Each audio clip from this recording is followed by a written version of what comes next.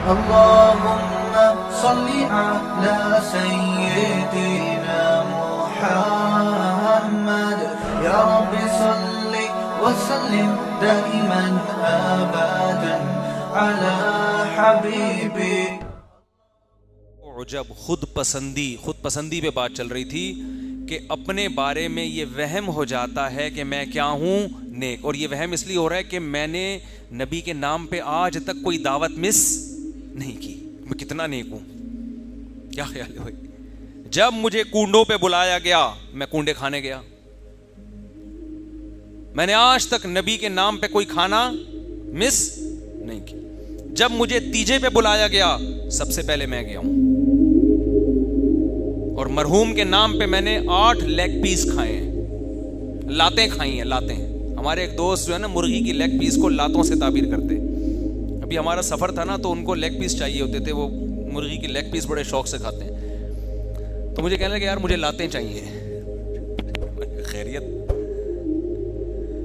تو وہاں ہوٹل پہ جا کے بھی بھائی 4 لاتیں لے آؤ. ہم نے کہا ایسا نہ ہو کوئی لاتیں مارنا شروع کر دے یہاں پہ.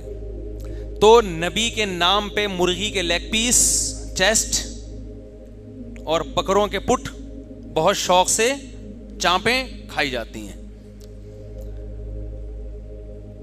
تو وہم ہو جاتا ہے کہ میں کیا ہوں، نیک.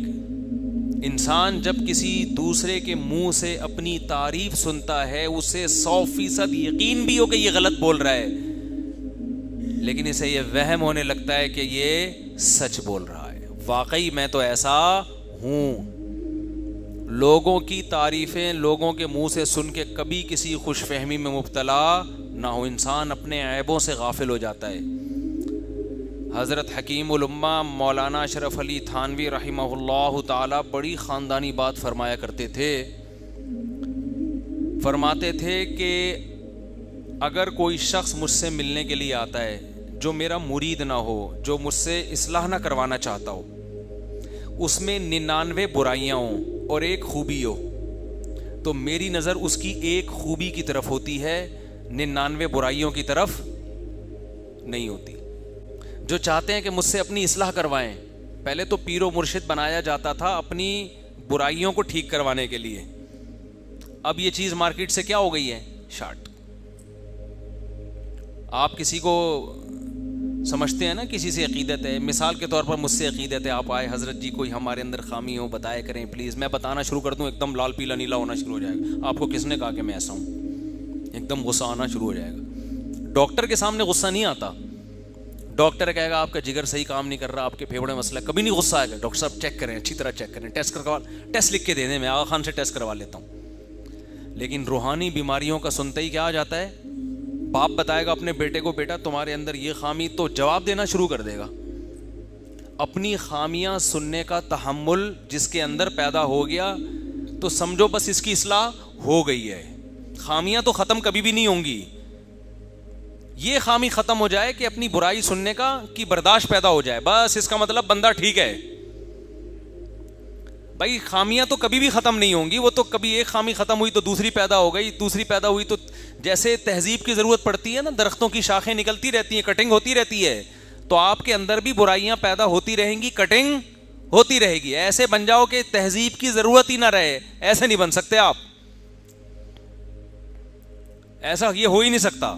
جو آدمی کہتا ہے میں بہت صحیح ہوں، میری کوئی غلطی نہ بتائے، یا اس کو غلطی بتا رہے ہو غصہ آ رہا ہے، اس کا مطلب یہ تو ٹھیک ہے ہی نہیں، یہ ٹھیک ہی نہیں ہے. غصہ آنے لگتا ہے. اور خاص طور پہ جب کوئی بڑا سمجھا رہا ہو، باپ اولاد کو سمجھا رہا ہے، اولاد کو غصہ آنا شروع ہو گیا، تو پہلے تو اس کے تکبر کا علاج کراؤ. پہلے اس کا کس کا علاج ہوگا؟ تکبر کا. بعد میں باقی چیزیں. پہلے تو باپ بولے بیٹا تو پہلے نا یہ چیز ٹھیک کر لے کہ تو سننے کا برداشت کی طاقت پیدا کر اپنے اندر. شوہر بیوی کو کوئی غلطی سمجھا رہے ایک دم بھڑکنا شروع ہو جائے وہ، تو وہ غلطی اتنی بڑی غلطی نہیں ہے، یہ بھڑکنا. اسی طرح عورت اپنے میاں کو اگر کوئی چیز بتا رہی ہے کہ آپ یہ تھوڑی سی یہ چیز اپنے اندر چینج کر لیں، اور ایک دم غصہ آ جاتا ہے، تو یہ جو ایک دم غصہ آنا ہے یہ زیادہ بڑا فالٹ ہے اس غلطی کی نسبت جو آپ کے اندر ہے، کیونکہ یہ فالٹ شیطان میں تھا. دیکھو غلطی آدم سے بھی ہوئی نا, حضرت آدم علیہ السلام سے. اللہ نے کہا کہ یہ درخت سے نہیں کھانا, انہوں نے کھا لیا, مسٹیک ہوئی نا. تو مسٹیک تو آدم سے بھی ہو گئی. اللہ نے کہا غلط کیا, انہوں نے کہا اللہ معافی چاہتا ہوں, غلط ہو گیا مجھ سے, معاف کر دے, ختم.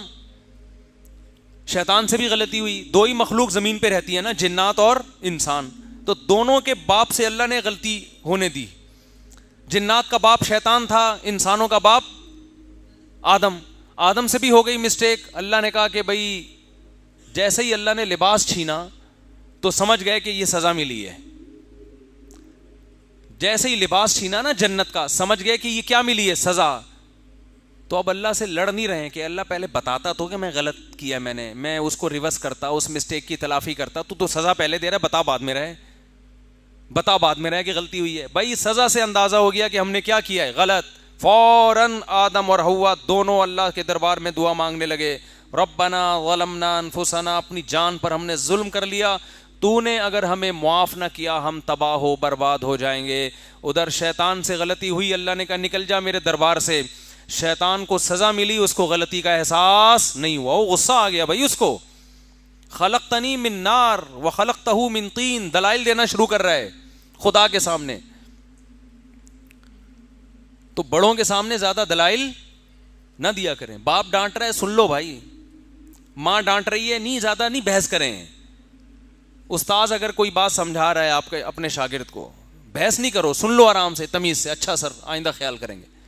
آج ڈیبیٹ جو ہے نا, ڈیبیٹ, بحث مباحثہ, اس کو کانفیڈنس کی علامت سمجھا جاتا ہے کہ بڑا کانفیڈنٹ ہے یہ آدمی. تو غلطی کو مان لینا, اس سے انسان کا مقام کم نہیں ہوتا بلکہ بڑھتا, اس سے برداشت پیدا ہوتی ہے. دیکھو اللہ نے جتنے بھی دنیا میں قائد پیدا کیے ہیں ان سے ایسے کام کروائے ہیں کہ ان میں برداشت پیدا ہو, برداشت پیدا ہو. تمام پیغمبروں سے بکریاں چروائی گئی ہیں. آپ سوچو یار, پیغمبر کا مقام دیکھو اور ان سے کام کیا لیا جا رہا ہے, بکریوں کے ریوڑ ان کے حوالے کیے جا رہے ہیں. موسیٰ کلیم اللہ کیا کم مقام تھا, موسیٰ کلیم اللہ کوہ طور پہ بلا کے اللہ ہم کلام ہو رہا ہے, کام کیا لیا جا رہا ہے, 10 سال بکریاں چراؤ ہے بھائی.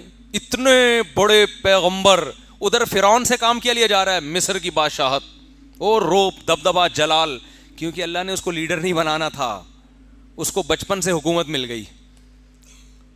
چاپلوسی کرنے والے لوگ مل گئے, تعریفیں کرنے والے لوگ مل گئے, ہر بات میں یس سر جی سر کرنے والے مل گئے بچپن سے. موسیٰ کلیم اللہ ٹینشنوں میں جوان ہوئے ہیں, پریشانیوں میں, ملک بدر ہو گئے. ملک بدر ہونے کے بعد بکریاں چرا رہے ہیں, کیونکہ بکری کمزور ہے, غصہ بہت آتا ہے, اس پہ آپ غصہ جاری کر نہیں سکتے, مار کھائے گی مر جائے گی, کچھ بگاڑ نہیں سکتا انسان. جب نبی نے صلی اللہ علیہ وسلم نے فرمایا کہ ہر پیغمبر نے بکریاں چرائی ہیں, تو صحابہ نے پوچھا یا رسول اللہ کیا آپ نے بھی؟ فرمایا ہاں میں بھی اجرت پہ بکریاں چرایا کرتا تھا.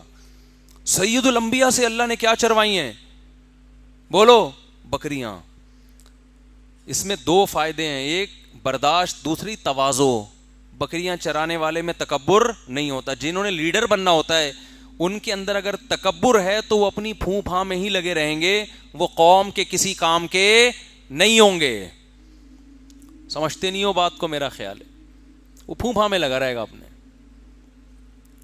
تو دل میں عجب ختم ہو جائے, بس بات کو سمیٹ رہا ہوں, خود پسندی, میں بس ہر وقت آدمی کیا کرتا رہے, میں ہوں, لوگوں سے تعریفیں سنتا رہے اپنی بیٹھ کے. تو ان پہ علماء نے الگ الگ بحث کی ہے, خود پسندی کیسے ختم ہوتی ہے, حسد کیسے ختم ہوتی ہے, کیسے ختم ہوتا ہے حسد, اور تکبر کیسے ختم ہوتا ہے. لیکن علماء کہتے ہیں, کیونکہ یہ صوفیہ کرام کا ٹاپک ہے نا, تو اس کو تصوف میں زیادہ اٹھائے کہ ایک چیز اگر اپنے اندر پیدا کر لو, ایک بیماری سے کا علاج کر لو, تو یہ سارے انڈے بچے خود ہی ختم ہو جائیں گے. وہ ہے دل سے دنیا کی محبت نکال دو, اللہ کی پیدا کر دو, بس یہ سارے انڈے بچے کیا ہو جائیں گے. جب آپ کے دل میں اللہ کی محبت, اللہ کو تلاش کرنے کی چاہت, تو کسی کی دولت دیکھ کر آپ کو جیلسی ویسے ہی نہیں ہوگی, کیونکہ وہ آپ کا محبوب ہے ہی نہیں. جیلسی جب ہوتی ہے جب محبوبہ آپ کی اور کسی اور کی گود میں جا کے بیٹھ جائے, کسی اور کے ساتھ سیلفیاں لے رہی ہے, ڈیٹیں کسی اور کے ساتھ مار رہی ہے, تو آپ جلو گے نا. لیکن اگر وہ آپ کی دھتکاری بھی ہے, محبوبہ ہی نہیں ہے, بھاڑ میں جائے جہاں مرضی جا کے بیٹھے, تکلیف ہوگی آپ کو. بھائی دل کے ارماں آنسوؤں میں اس وقت بہتے ہیں جب ان کے بچے آپ کو ماموں کہتے ہیں. ہر ایک کے بچے آپ کو ماموں کہیں اس سے آپ کو تکلیف نہیں ہوتی. جب ان کے بچے آپ کو ماموں, جس سے آپ کی سیٹنگ تھی, سیٹنگ آپ کی تھی, شادی اس کی کہیں اور ہو گئی, ایک دھچکا لگا, یار یہ کیا ہو گیا, میری نہیں ہوئی. پہلا دھچکا یہ کہ میری نہیں ہوئی, ریجیکٹ, اس پہ غم ہوتا ہے, اس کے ابا نے انکار کر دیا.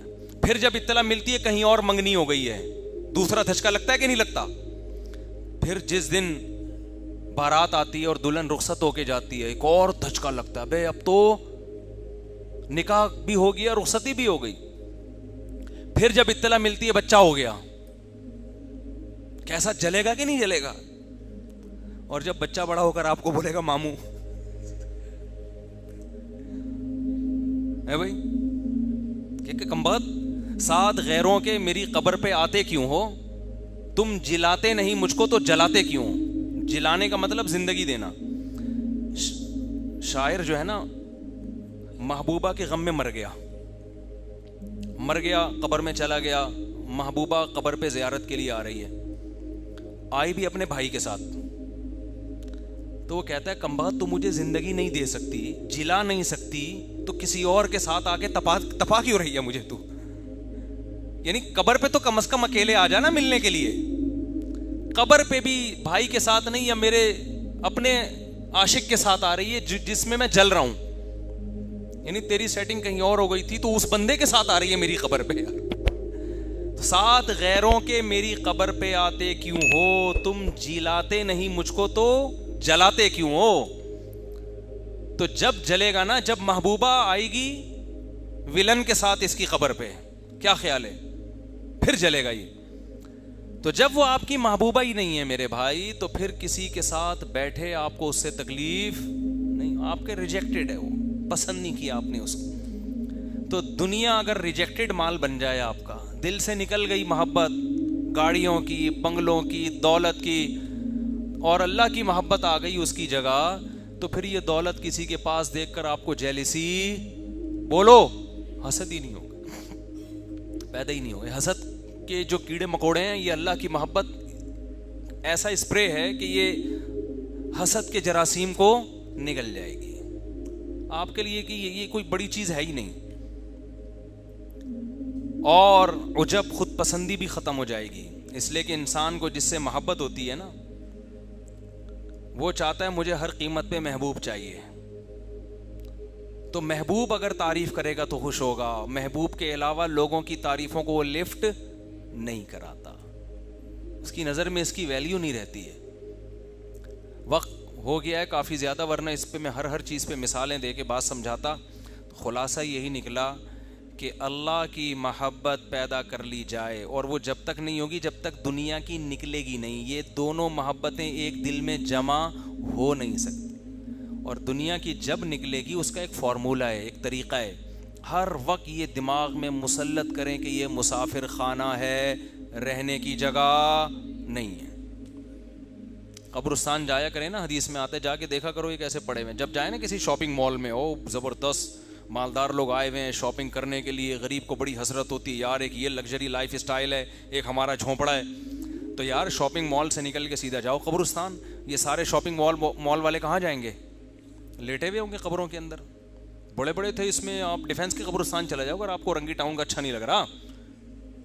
ڈیفینس کے قبرستان جاؤ, کلفٹن کے قبرستان جاؤ, آپ کو لگے گا بھائی اورنگی ٹاؤن کے قبرستان میں اور ڈیفینس کے قبرستان میں اوپر سے تو فرق ہے, اندر سے کوئی فرق, اوپر تو ہوگا شاید کوئی تختیاں وختیاں لگی ہوئی ہوں گی, تو اندر سے سب جتنے کیڑے مچھر کالونی والے کی قبر پہ ہوتے ہیں اتنے ہی کیڑے ڈیفینس کے اندر جو لیٹا ہوا ہے اس کی لاش پہ بھی اتنے ہی کیڑے. ملیر کینٹ ڈیفینس اور اللہ بھلا کرے کلفٹن, گلشن اقبال, قبرستان اندر سے سب کے ایک جیسے.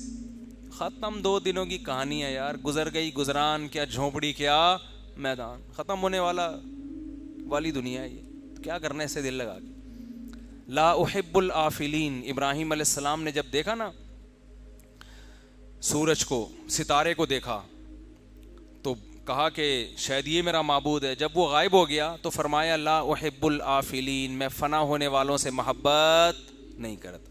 اور اللہ کی محبت پیدا ہوتی ہے ذکر اللہ کی کثرت سے.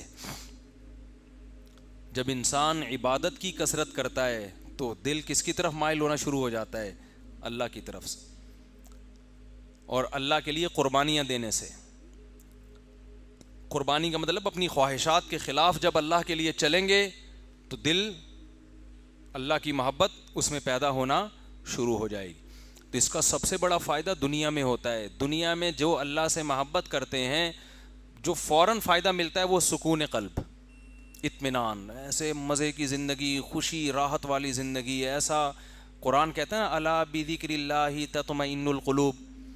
وہ کسی نے ایک ویڈیو شیئر کی کہ یورپ میں کسی کنٹری میں کوئی خودکشی کے لیے جا رہا ہے, تو ایک دم کسی نے بچا لیا نا, اس کو قربانی دی بس ڈرائیور نے. تو لوگوں نے کمنٹس کیے ہوئے تھے دیکھو وہاں کے لوگ کتنے اچھے ہوتے ہیں, بس ڈرائیور نے بس روک کے جا کے پکڑ کے خودکشی سے روکا ہے. واقعی بڑا اچھا کام کیا, اپریشیٹ کرنا چاہیے. لیکن یہ نہیں دیکھ رہے کہ ایک خامخواہ میں خودکشی کر کیوں رہا ہے کوئی.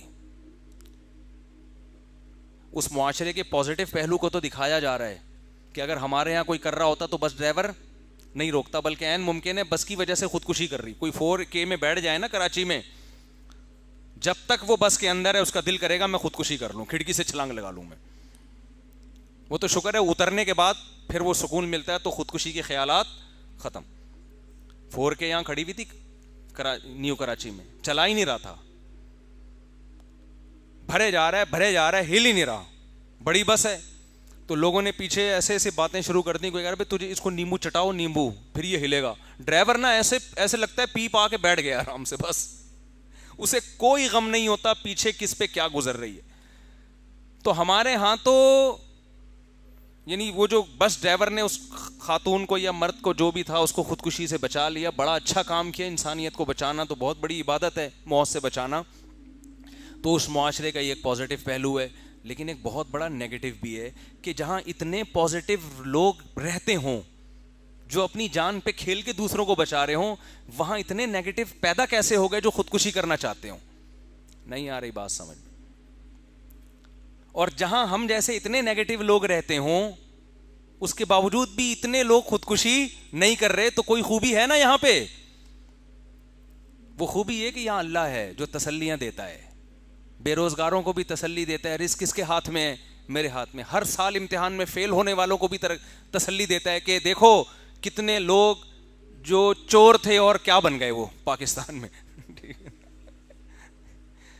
کتنے لوگ کچھ بھی نہیں آتا تھا کہاں پہنچے ہوئے ہیں. تم تو فیل ہو گئے نا میڈیکل کالج میں, ڈاکٹر بن کے کیا کر لیتے تم. خیر یہ تو ایک میں مزاح کر رہا ہوں. حقیقت میں وہ ایک ہے نا کہ ایک آدمی کا بچے کا تعارف کروا رہا تھا, یہ ڈاکٹر ہے, یہ فلاں ہے, یہ انجینئر ہے, یوں ہے. تو لوگوں نے کہا کہ اور یہ کیا ہے؟ اس نے کہا یہ چور ہے. تو اس نے کہا اس کو گھر میں رکھا ہوا کیوں؟ کہہ رہے کما کے یہی لے کر آتا ہے صرف, باقی سارے کچھ بھی نہیں کرتے. تو اللہ کی طرف سے تسلیاں ملتی ہیں غربت میں, مہنگائی میں, بیماریوں میں. کل ایک بزرگ سے ملاقات ہوئی پنجاب میں لاہور کا سفر تھا نا 1-2 دن کے لیے. تو ایک بڑے بوڑھے سے ملاقات ہوئی, آرمی کے کوئی بڑے آفیسر تھے, سلام دعا تھی ان سے. تو وہ اپنے بوڑھے والد کی بڑی خدمت کر رہے تھے. ہم جب گئے تو انہوں نے اپنے والد صاحب سے بھی ملوایا. کتنا اچھا لگتا ہے کہ انسان اپنے بوڑھے باپ سے بھی سب کو ملوا رہا ہے. یہ اس کی علامت ہوتی ہے اپنے باپ کو عزت. حالانکہ میرے ان کے والد سے کوئی نہ سلام دعا نہ کچھ بھی نہیں, لیکن جو بھی ان کے پاس جائے گا وہ سب سے پہلے کس سے ملوائیں گے؟ بیڈ پہ پڑے ہوئے بوڑھے آدمی. مجھے بڑا اچھا لگا, دیکھو جتنی عزت یہ دے سکتے ہیں اتنی عزت دے رہے.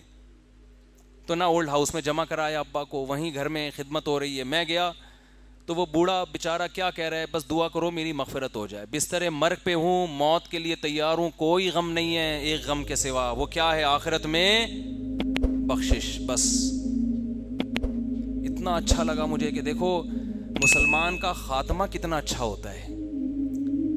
دنیا دار آدمی کا خاتمہ اچھا نہیں ہوتا. وہ کہ یار میں مر کیوں رہا ہوں, میں کیوں مرا ہوں, مفتی صاحب کچھ ڈاکٹر لاؤ, کوئی ٹیکہ لگائے میں بچ جاؤں.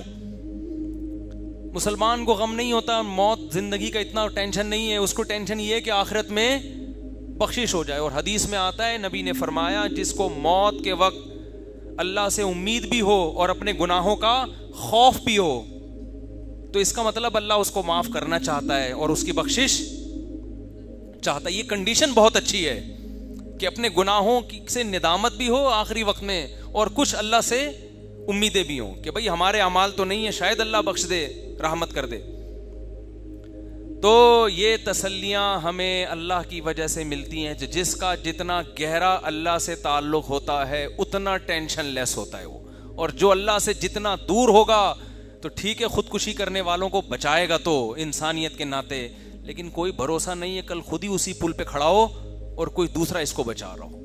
اللہ تعالیٰ ہمارے دلوں میں اپنی محبت پیدا فرمائے اور ہمارے دلوں کے قبلوں کو اللہ درست فرمائے.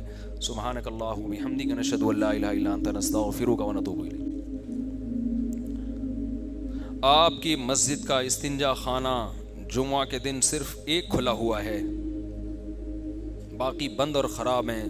یہ انتظامیہ کا ہیڈیک ہے بھائی, انتظامیہ کو بتائیں بھائی ایک واش روم تو نہیں ہونا چاہیے, واش روم تو زیادہ ہونے چاہیے.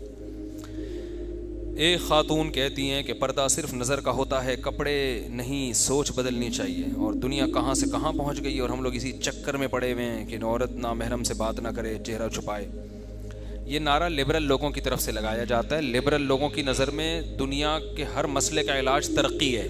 پیٹ بھرا ہو, توندے بھری ہوئی ہوں, پیسہ ہو, معاشی ترقی ہو, بس حیا, تمیز, تہذیب ان کا ٹاپک ہے ہی نہیں. اب آپ ڈاکٹر کے پاس گئے, آپ پیشنٹ ہیں, ڈاکٹر سے پوچھ رہے ہیں ڈاکٹر صاحب, کوئی خاتون اگر ڈاکٹر صاحب کے پاس جائیں اپنے گردے چیک کرانے, لنگس چیک کرانے, شوگر چیک کرانے, ڈاکٹر ان کو کیا بتائے گا بھائی یہ دوا کھاؤ, ان چیزوں سے پرہیز کرو. وہ اگر ڈاکٹر سے کہے ڈاکٹر صاحب میں اسکاف لے لوں کہ نہیں لوں, ڈاکٹر کہے گا بھائی یہ میرا ہیڈ ایک, اس کا گردے کی پتھری کا اسکاف سے کوئی تعلق نہیں ہے. سمجھ رہے ہو نا؟ تو دنیا ترقی کر رہی ہے, چاند پہ جا رہی ہے, مریخ پہ جانے کی باتیں ہو رہی ہیں. ان کے سامنے آخرت ہے ہی نہیں کہ خدا بھی ہے, کچھ اس کے بھی تقاضے ہیں, اس کو خوش کرنا ہے. یہ چاند جس پہ آپ گئے ہو یہ بھی کس نے بنایا ہے؟ خدا نے بنایا ہے, اور وہ جب چاہے 2 منٹ میں تمہیں برباد کر سکتا ہے. یہ ساری ترقیاں چند سیکنڈ میں ڈھیر ہو جائیں گی اگر اللہ چاہے. تو جن کا یہ عقیدہ ہے کہ اس کائنات کو بنانے والا کوئی اور ہے, اس کو بھی ہمیں خوش رکھنا ہے. پیٹ بھرا ہوا دنیا کا ہر مسئلے کا حل نہیں ہے, معاشی ترقی دنیا کے ہر مسئلے کا حل نہیں ہے. خدا کو بھی راضی کرنا ہے, موت کے بعد کی زندگی ہے. تو جو موت کے بعد کی زندگی کے قائل ہیں وہ حیا اور شرم کے بھی قائل ہیں, کیونکہ اللہ بے حیائی کو پسند نہیں کرتا. یہ اللہ کا مسئلہ ہے کہ بے حیائی ہونی چاہیے کہ نہیں ہونی چاہیے, یہ ہمارے اور آپ کے مسائل نہیں ہے, یہ اللہ کا مسئلہ ہے. اللہ زنا کو پسند نہیں کرتا اور زنا کی طرف جانے کے تمام دروازوں کو بند کرتا ہے. اسی لیے اللہ نے عورت کو حجاب کا حکم دیا, پردے کا حکم دیا. جن معاشروں میں پردہ نہیں ہے وہاں زنا عام ہے. لوگ یورپ کی مثالیں دیتے ہیں تو وہاں تو زنا اتنا زیادہ ہے کہ 40 سال کی عمر میں جب کوئی جا کے شادی کرتا ہے تو اس سے پہلے ہزاروں دفعہ بدکاریاں اور زنا کر چکا ہوتا ہے وہ. تو انہوں نے تو معاشرے میں اس کو ایکسیپٹ کر لیا, بھائی اگر کر لیا ہے, یہ لڑکا ہے, یہ لڑکی ہے, بغیر نکاح کے ہو گیا تو کیا ہے. تو ان کے یہاں تو یہ مسئلہ ہی نہیں ہے. تو وہ اللہ ان سے خود ہی نمٹ لے گا, آخرت میں نمٹے گا اللہ تعالیٰ. تو جن کا آخرت پر یقین ہے یہ ان کے مسائل ہیں, تو ان کو حجاب بھی لینا پڑے گا, پردہ بھی کرنا پڑے گا. بلکہ اسلام تو دیور سے بھی پردے کا حکم دیتا ہے, بہنوئی سے بھی پردے کا حکم دیتا ہے. تو یہ ساری ٹینشنیں ان لوگوں کے لیے ہیں جو موت کے بعد کی زندگی کے قائل ہیں. اگر آپ مرنے کے بعد کی زندگی کے قائل نہیں ہیں تو بھائی جتنے لباس کا تکلف کیا ہوا ہے وہ بھی چھوڑ دیں آپ, اس کی بھی بالکل ضرورت نہیں. خام خامے بلا وجہ ایک چڈی بنیان میں بھی کیوں گھوم رہے ہو آپ, کیا ہو جاتا ہے؟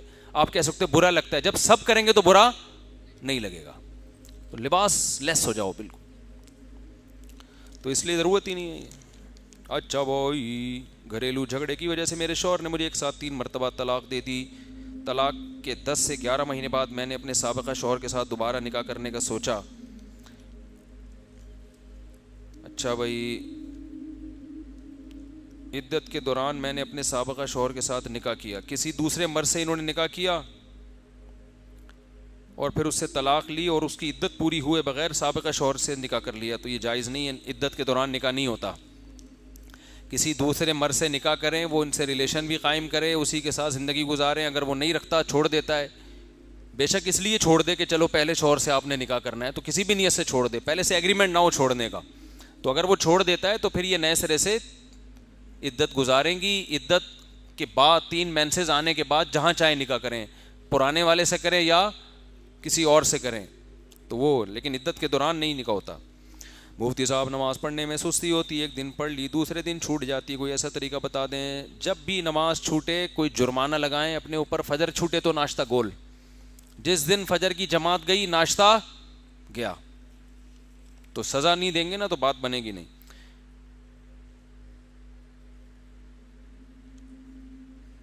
ایک شخص نے کسی عورت سے بدکاری کی اور حمل ٹھہرنے کے بعد 7 ماہ بعد اسی سے نکاح کر لیا. نہیں, وہ بچہ حلال نہیں ہوگا. جب پیدا ہوگا تو ظاہر ہے تو وہ تو یعنی 2-3 مہینے بعد بچہ پیدا ہو جائے گا, تو حمل کی کم سے کم مدت تو 6 مہینے ہوتی ہے, تو یہ حلال بچہ نہیں کہلائے گا. اس بچے کا نہ باپ سے نسب ثابت ہوگا, نہ ID کارڈ میں باپ کا نام ڈال سکتے ہیں, نہ نادرہ میں, نہ اس کو وراثت ملے گی باپ سے. اس کے سارے حقوق ماں سے متعلق ہوں گے. سمجھتے ہیں؟ اسلام میں نکاح سے نسب پیدا ہوتا ہے, زنا سے نسب, رشتے زنا سے اسلام مانتا ہی نہیں ہے. تو زانی کا جو آپ یورپ میں ایسا ہو رہا ہے, لوگ مسائل پوچھتے ہیں. اب چونکہ وہاں بہت سے مسلمان بگڑ گئے ہیں, بہت سے صحیح بھی ہیں الحمدللہ, بہت سے بگڑ بھی گئے ہیں. تو گرل فرینڈ سے بچہ پیدا ہو جاتا ہے, پھر اسی گرل فرینڈ سے نکاح بھی کر لیتے ہیں, اسی بچے کو میں ولدیت کا اپنا نام ڈال دیتے ہیں. تو اسلام آپ کو اس کی اجازت نہیں دیتا. زانی حرام پانی سے پیدا ہونے والے بچے میں کو اپنا باپ, اپنا بیٹا نہیں کہہ سکتا, نہ اس کو وراثت ملے گی. تو یہ بہت اہم مسئلہ ہے. آج کل یہ گوروں کو دیکھ دیکھ کے ہمارے یہاں بھی عام ہوتا جا رہا ہے. گرل فرینڈ سے جو بچہ پیدا ہوتا ہے, جو زنا کرنے والا ہے اس لڑکی سے, وہ اس بچے کا باپ نہیں ہوتا. سمجھتے ہو؟ بچے کا باپ نہیں ہوتا. گدھے کے یہاں جو بچہ پیدا ہوتا ہے, گدھا اس کا باپ ہوتا ہے, کیونکہ گدھی سے شادی کے بغیر پیدا ہوا ہے نا. تو جیسے گدھے کا باپ نہیں ہوتا, کیوں؟ اس لیے کہ نکاح نہیں ہوا ہے. تو جہاں بھی نکاح نہیں ہوگا تو وہ باپ بھی گدھا ہے, اور اس کو بھی شریعت میں کہیں بھی ڈاکومنٹ میں اپنا باپ شو کرنے کی اجازت نہیں ہے, کیونکہ اس نے کام, بچے کا تو بیچارے کا قصور نہیں ہے, اس کو تو ہم برا نہیں کہہ سکتے, لیکن قصور باپ کا تو ہے نا, کہ اس نے کیوں بغیر نکاح کے نسل پیدا کی ہے. تو اس لیے شریعت میں کہیں ڈاکومنٹ میں اس کو باپ کی جگہ نہیں شو کر سکتے, نہ اس کا وراثت میں حصہ ہے. وہ سارے حقوق اس کو ماں سے ملیں گے. حضرت عیسیٰ کے بعد جو زمانہ گزرا ہے, اس میں کوئی نبی اگر نہیں آیا تو اس وقت جو لوگ موجود تھے وہ جنت میں جائیں گے یا دوزخ میں؟ جو بنی اسرائیل کے لوگ تھے ان پر تو پابند تھے کہ وہ حضرت عیسیٰ پہ ایمان لے کر آئیں. جو عیسیٰ پہ ایمان نہیں لائے وہ جہنم میں جائیں گے, کیونکہ انہوں نے نبی کا انکار کیا, جو نبی اللہ نے بنی اسرائیل میں بھیجے. اور ان کے علاوہ جو دنیا میں قومیں گزری ہیں ان سے توحید کے بارے میں سوال ہوگا, پیغمبروں کے بارے میں سوال نہیں ہوگا. حضرت عیسیٰ کے بارے میں اور توحید کے بارے میں ہوگا کہ ایک خدا کو مانا کہ نہیں مانا. جو شرک پہ مرے وہ تو جہنم میں جائیں گے, جو شرک پہ نہیں مرے تو وہ جہنم میں نہیں جائیں گے. مفتی صاحب, قیامت کے دن مردے قبروں سے کس طرح نکلیں گے اور کہاں دوڑیں گے؟ میدان حشر کی طرف دوڑیں گے. ایک روایت میں آتا ہے جیسے ہم گھاس پہ بیٹھے ہوتے ہیں نا, جب اٹھتے ہیں تو ایک ایک تنکا کیسے اٹھتا ہے گھاس کا, ایسے مردے قبروں سے اکھڑنا شروع ہوں گے. فَإِذَا هُمْ قِيَامٌ يَنْظُرُونَ, اچانک نکلیں گے, اچانک. یہ کام آنن فانن ہوگا. تو اللہ اس عمل کو نا ریورس کر دے گا, جہاں جہاں جس کے اجزاء ہوں گے جمع کر کے اللہ انسان بنائیں گے اس کو. اب میدان حشر کہاں لگے گا یہ اللہ ہی بہتر جانتا ہے. بعض حضرات کہتے ہیں عرفات کا میدان اس کا مرکز ہوگا, بہرحال یہ اللہ جانتا ہے. اچھا بھائی, مفتی صاحب توحید اور شرک پر تفصیلاً بیان کریں. آپ کے توحید کے بیانات سے لوگ شرک و بدعت سے دور ہو رہے ہیں. اچھی بات ہے. مفتی صاحب, حق مہر کی شرعی حیثیت کیا ہے؟ بیوی کو کب دینا ہوتا ہے؟ کیا معاف بھی کرا سکتے ہیں؟ حق مہر رکھنا لازمی ہے. نکاح تو اس کے بغیر بھی ہو جائے گا, مگر مہر پھر بھی شوہر پہ واجب ہوگا. ہاں, واجب ہونے کے بعد بیوی معاف کر دے تو اس کی مرضی ہے, لیکن دل کی خوشی سے معاف کرے, دباؤ میں آ کے معاف نہ کرے. پورا مہر معاف کر دے, آدھا معاف کر دے, اس کی مرضی. دینا کب واجب ہے؟ جب بیوی مانگے. نہ مانگے ساری زندگی تو نہ دیں, مانگ لے تو اسی وقت دے دیں. بہتر تو یہ بغیر مانگے دے دیں. کیا خیال ہے؟ اب مہر اتنا زیادہ ہوتا ہے, آدمی کو پتا ہے میں ہی گروی بینک میں رکھ کے اتنا قرضہ نکل سکتا ہے. میں نہیں, گاؤں دیہاتوں میں بہت زیادہ مہر ہوتا ہے. مفتی صاحب کیا قسطوں پر گھر کی تعمیراتی کام کروا سکتے ہیں؟ کیوں نہیں کروا سکتے ہیں بھائی, وہ سودی قسطیں نہیں ہونی چاہیے. ایک خاتون کہتی ہیں کہ پردہ یہ ہو چکا ہے, مفتی صاحب میرا ایک دوست ہے, میں اسے منع کرتا ہوں کہ بد نظری نہیں کیا کرو, تو کہتا ہے کہ سبھی ہی مجھ سے کہتے ہیں کہ رکھ نیچی نگاہ اپنی, کوئی ان سے نہیں کہتا نہ نکلو یوں آیا ہو کر. اچھا شعر پڑھ رہا ہے, کہہ رہے ہیں سبھی مجھ سے کہتے ہیں کہ رکھ نیچے نگاہ اپنی, کوئی ان سے نہیں کہتا کہ نہ نکلو یوں آیا ہو کر.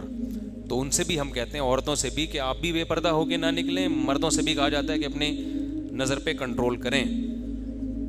مفتی صاحب کیا فوج میں سپاہی بھرتی ہونا جائز ہے؟ کیونکہ ان کو اپنے ہی مسلمان بھائیوں کے خلاف لڑوایا جاتا ہے, جیسے کہ فاٹا میں کئی مسجدوں کو شہید کیا گیا اور قبائلیوں کا قتل کیا گیا, اور لال مسجد جیسے واقعات. فوجیوں کو اپنے مسلمان بھائیوں کو قتل کرنا تو جائز نہیں ہے, لیکن ایک کام دیکھ کے یہ کہنا کہ فوج میں بھرتی ہونا ہی جائز نہیں ہے, یہ بھی غلط ہے. اگر فوج میں اچھے لوگ بھرتی ہونا ہی بند کریں گے تو خراب لوگوں کا فوج میں قبضہ ہو جائے گا. دوسری بات, کہیں فوج آپریشن کر رہی ہو تو اس کے بارے میں پہلے پوری معلومات بھی لینی چاہیے کہ آپ تک جو نالج پہنچی ہے وہ نالج صحیح ہے بھی یا نہیں ہے. تو کچھ کام تو یقیناً غلط ہوئے ہیں ماضی میں, ان کو ہم کبھی نہیں صحیح کہہ سکتے, تو ان کے کوئی بھی صحیح کہہ کے اپنے لیے جہنم نہیں خرید سکتا. لیکن بعض چیزیں نہیں ہوئیں وہ فوج کے کھاتے میں بھی ڈالی گئی ہیں, تو پروپیگنڈا بھی ہوا ہے, کچھ صحیح کچھ الزامات صحیح بھی ہیں. لیکن بات یہ ہے کہ اس کا حل یہ نہیں ہے کہ فوج سے کنارہ کشی اختیار کریں. ملک میں فوج تو رہے گی, کوئی کنٹری بغیر آرمی کے نہیں ہوتا, تو اس کا حل یہ ہے کہ اچھے لوگ فوج میں جائیں تاکہ اچھے فیصلے ہوں. لوگ کہتے ہیں کہ یہ ملک دشمن لوگ فوج میں بھرتی ہو رہے ہیں اور یوں ہو رہا ہے, تو یہ رونا تو پیٹتے رہتے ہیں, لیکن یہ نہیں کہتے کہ اچھے لوگوں کو جانا چاہیے. تو اگر ہم یہ کہیں گے آرمی میں نہ جاؤ, فوج میں نہ جاؤ, تو اس کا مطلب آپ تو اپنے ہاتھ پاؤں کٹوا رہے ہو. تو ملک آپ کا ہے تو فوج بھی کس کی ہے؟ آپ کی ہے, تو آپ کی ہی کی ہونی چاہیے. جب یہ آپ کی جبھی ہوگی جب آپ جاؤ گے اس کے اندر. سمجھتے ہو کہ نہیں سمجھتے؟ دڑا دڑ بھرتی ہو فوج میں. اللہ جزائے خیر دے جامعۃ الرشید کو, ان کی محنتوں سے کوششوں سے الحمدللہ درجنوں علماء فوج میں کمیشن آفیسر بھرتی ہوئے ہیں. 30-32 تو جامعۃ الرشید کے طلباء ہیں جو فوج میں کمیشن آفیسر بھرتی ہوئے ہیں. تو یہ جامعۃ الرشید کا بھی اچھا اقدام ہے, اور اس سے فوج کا بھی پتہ چلتا ہے کہ فوج بنیادی طور پر اسلام دشمن نہیں ہے. اگر ہوتی تو اتنے علماء کو کمیشن آفیسر تھوڑی بھرتی کیا جاتا. ہاں برے لوگ آ جاتے ہیں, ہر جگہ آتے ہیں, تو فوج میں بھی آتے ہیں. تو جب اچھے جائیں گے تو خیر غالب ہو جائے گی انشاءاللہ. تبلیغ والوں سے ایک دن میں نے کہا یار تم لوگ یہ کر رہے ہیں, بعض تبلیغی ایسے ہوتے ہیں, انہوں نے کہا آپ آ جاؤ تبلیغ میں, ٹھیک ہے نا, آپ وقت لگاؤ. تو یہ چیزیں آپ اگر سمجھ رہے ہو کچھ غلط ہو رہا ہے تو علماء جائیں نا. تو میرے پاس اس کا کوئی جواب تھا نہیں. تو بات یہی ہے کہ بھئی اگر آپ یہ سمجھتے ہو کہ یوں غلط ہو رہا ہے تو پھر صحیح آپ چلے جاؤ, آپ صحیح کر دو اس کو جا کے. جو نہ خود جا رہا ہے اور نہ صحیح کرنے کی کوشش کر رہا ہے تو پھر باتیں بنا رہا ہے, تو باتیں بنانے پر گورنمنٹ کی طرف سے کوئی پابندی نہیں ہے. اصلاح کرنا مشکل کام ہے اور باتیں کرنا بہت آسان کام ہے. تو باتیں کرتے رہو, بیٹھ کے نیگیٹیوٹی پھیلاتے رہو. بنگلہ دیش کے اندر قرآن کی بے حرمتی کی گئی, وہاں کے مسلمانوں نے ہندوؤں کے بت توڑے. آپ کے جیل میں کیا لکھا ہے, جانا ہوا یا نہیں؟ سمجھ میں نہیں آیا کیا کہہ رہے ہیں. کیا لکھا ہے آپ کے جیل میں؟ آپ کے خیال میں بالکل ناجائز ہوا, کون جائز کہہ سکتا ہے بھائی اس کو. میرے بھائی کی عنقریب شادی ہے, لڑکی والوں کی طرف سے جو بارات ہوتی ہے اس میں مخلوط ماحول ناچ گانے میں. میں نے والدین کے ذریعے ان کو پیغام دیا کہ میں شرکت نہیں کروں گا, لیکن وہ راضی نہیں. اب کیا کریں جب کہ بھائی والدین کے ناراض ہونے کا بھی خطرہ ہے. بھائی والدین کو چاہیے کہ جیسے آپ کا بھائی اور والدین سے رشتہ ہے تو بھائی اور والدین کا آپ سے بھی رشتہ ہے. تو آپ رشتہ داری جوڑنے کے لیے گناہ میں شرکت کریں, یہ جائز نہیں ہے. ان کو چاہیے رشتہ داری جوڑنے کے لیے گناہ کا بائیکاٹ کر دیں. اللہ کے لیے نہیں کر رہے تو اپنے بیٹے کے لیے, اپنے بھائی کے لیے کر لیں کہ یار میرا بھائی نہیں آئے گا شادی میں, تو اس لیے میں مخلوط ماحول اور گانا بجانا نہیں چاہتا. ہمارے ہاں سادگی سے شادی ہوگی تاکہ میرا بھائی بھی اس شادی میں آ جائے. تو اگر وہ یہ کام نہیں کرتے تو پھر مخلوق کو خوش کرنے کے لیے اللہ کو ناراض نہیں کیا جاتا. میں نے اس سے پہلے ایک پرچی بھیجی تھی لیکن آپ کا بیان نشر نہیں ہوا. میرے والدین دونوں فوت ہو چکے ہیں, ہم 3 بہنیں اور 4 بھائی ہیں. ہم 4 بھائیوں سے اپنا اپنا حصہ لے سکتے ہیں کیونکہ ہم بہنیں بھائیوں سے خوش نہیں ہیں. یہ بہنوں نے لکھا ہے کہ ہم اپنے بھائیوں سے وراثت کا حصہ لینا چاہتے ہیں کیونکہ ہم پٹھان لوگ ہیں. تو آپ تو گن پوائنٹ پہ لو اپنا حصہ, بندوق لے کے جاؤ, بھائی سے بولو حصہ دے, بولے یہ کون سا طریقہ, بولے ہم پٹھان ہیں, ہمارا یہی اسٹائل ہے. ٹھیک ہے نا, تو آپ تو زبردستی لو بھائی, تو لے حصہ, وہ بھائیوں سے خوش ہوں تو بھی لیں. یہ صرف پٹھانوں کی بات نہیں ہے, ہر قوم میں بہنوں کو حصہ دیا ہی نہیں جاتا. میں تو گیا ہوں نا, پنجاب کے دیہاتوں میں گیا ہوں, وہاں بھی پی جاتے ہیں, کراچی میں بھی بہت سی جگہوں پہ پی جاتے ہیں. تو یہ ہر قوم میں یہ بیماری ہے کیونکہ بہن کمزور ہوتی ہے اور دیتے ہوئے جان نکل رہی ہوتی ہے آدمی کی, اور پتہ ہی ہے نہ میرے خلاف کیس کرے گی, خود ہی بدنام ہوگی کہ بھائی کو عدالت میں لا رہی ہے. اور اکثر گھر میں رہنے والی عورتوں کو عدالتوں کا, وکیلوں کا پتہ بھی نہیں ہوتا. ان کو تو یہ نہیں پتا کہ بھائی پیزا کیسے منگوانا ہے آن لائن ہم نے, تو وہ وکیل کیسے منگوائے گی بیچاری.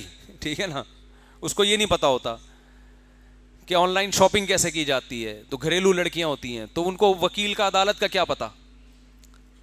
تو اللہ دیکھ رہا ہے سب کچھ, وہ قیامت کے دن انتقام لے گا. اللہ نے کہا ہے کہ ہر ایک کا حصہ بیان کیا, اللہ نے بتا دیا قرآن میں, للذکر مثل حظ الانثیین, بہن کا آدھا بھائی کا دگنا, تو بہن کا وہ آدھا دینا پڑے گا آپ کو. تو اس لیے مانگے بغیر دیا کرو, اور اگر نہیں دے رہے تو بہن لے سکتی ہے, بالکل عدالت بھی جا سکتی ہے, اس میں کوئی گناہ نہیں ہے.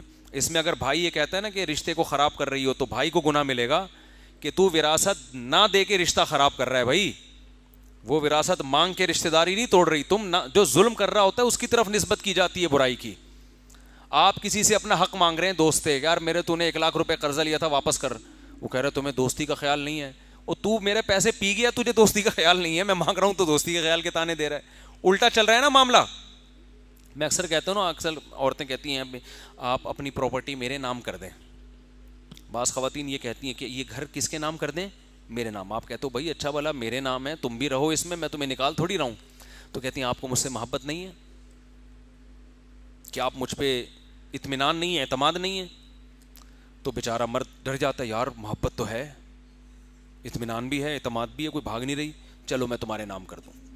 تو جب بیگم یہ کہا کرے یہ گھر میرے نام کر دیں, اور جواب میں کہے آپ کو مجھ سے محبت نہیں ہے, تو آپ کو بہت محبت ہے اور تمہیں بھی محبت ہے, لہذا پہلے تمہیں جو ابا سے ملنے والا ہے نا, وہ پہلے سے وصیت میرے نام لکھ دو, کہ چونکہ مجھے اپنے میاں سے بہت محبت ہے, لہذا مجھے جو اپنے ابا سے وہ فلاں پلاٹ ملا ہے وہ آج سے کس کے نام, کیا خیال ہے بھائی, میرے نام.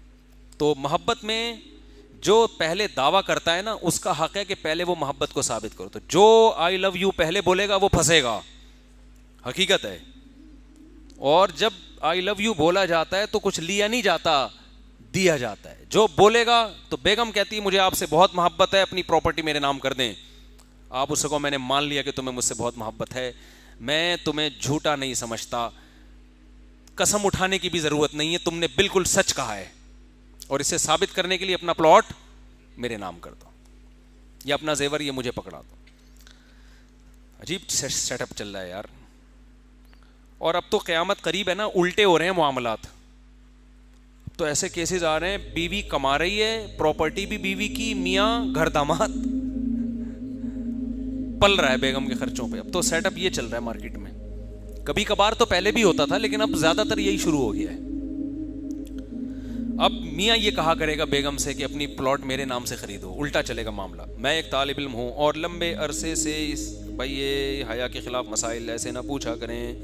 بھائی اس بیماری کا علاج یہ ہے کہ آپ جب بھی بیمار یہ ہوا کرے, اب روزے رکھا کریں. ڈاکٹر کو بھی بتائیں, کوئی جو نفسیاتی ڈاکٹر بھی اس کا علاج کرتے ہیں اس بیماری کا,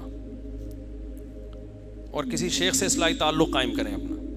میرا مسئلہ یہ کہ میری شادی کو 6 سال ہو گئے ہیں. میں نے اپنی بیگم کو شادی کے دوسرے سال وقفے سے 2 طلاق دی تھی, کہ کہا تھا میں تمہیں طلاق دیتا ہوں, پھر ہم نے رجوع کر لیا تھا.